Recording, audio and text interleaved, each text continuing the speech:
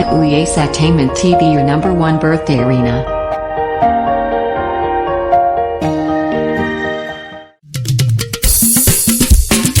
Ọmọ Àjàyí ló sọjọ́ bí o. Tó bá jẹ́ tọmọ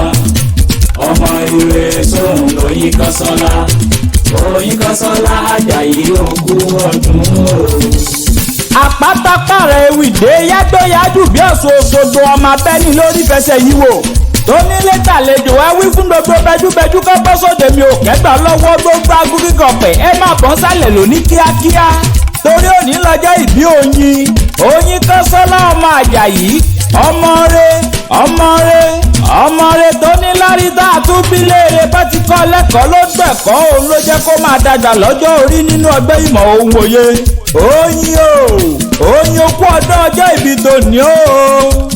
Ọmọ òye mẹ́kùn ìyá rẹ̀ Yétúndé Tèmítọ́pẹ́ ló ní kí n máa kéwì fún wọn ló ní kí n máa dá kekelúke. Àkúrẹ́ nílùú bàbá tó bí ọlọ́mọ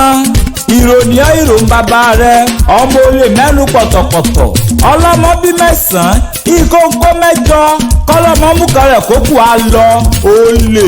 ìrò magun high school Àkúrẹ́ náà ní gbogbo wọn ńlẹ́ o. Ọmọ olómi méjì kan pèjèjì lálà ọmọ ọlọ́jà méjì kan ná lójúmọ́ bọ́mbá nóríta fún wọn náà mèsì ànáyè ńlẹ́ o.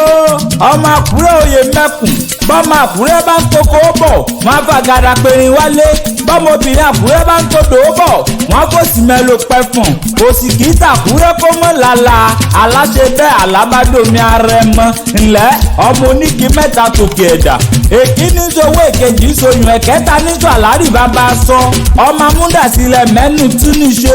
ọmọ ọwọ́ mẹ́kùn ọmọ òye mẹ́kùn okú ọdún okú yèdún oríire òní burú wàá sàmọ́dún lágbára Ọlọ́run ọba afẹ́fẹ́ búburú ayé kan ò ní fẹ́ kàn ọ́ bólúwa tí mẹ́tẹ́mi rẹ̀ wà ẹni tó bá ní kó o mọ́ dàgbà bí kú ti gúnyán poroporo fún wọn jẹ nínú odó láìsàn á máa gbowó ọbẹ̀ tó yẹ kán ṣe sínú sàásùn wàá dàgbà wàá soríire orí ẹ jẹ́ kó o sọmọ fáwọn òbí rẹ lágbára Ọlọ́run ọba àwọn òbí rẹ á jèrè rẹ o ò ní kàdákò gbọ́mọgbọ́mọ ayé kan ò ní gbé ọ lọ láyé ń bí o ò ní ṣàìsàn wàá pẹ́ bí olúpẹ́ ti pẹ́ wàá dàgbà lágbà wàá níláárí lágbára Ọlọ́run ọba mi òkè happy birthday to you na and I wish you long life and prosperity ńlẹ́ òkú ọdún ìyá rẹ ló ní yọ ọmọ Agboola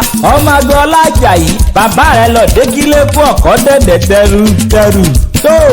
àpáta ewì mo ti jíṣẹ́ tá a rán mi bóyá bá jẹ tán òun yá padà sínú kókó ògì bá bẹ̀rẹ̀ bọ̀jọ̀ bá ṣe tá a padà sínú sàárẹ̀ tó kọ́lé sí àpáta pààrà bàdàgàrì ti gàǹgà ewì mo ṣe tán mò ń rebi àforí mi sọlẹ̀ sí ní ojúmọ́ ti mọ́ndé gbogbo ilẹ̀ kílẹ̀. Thank you for watching our video and follow us on Instagram, Twitter and Facebook at Apata Ewi. Please don't forget to subscribe to our YouTube channel for more videos. We love you.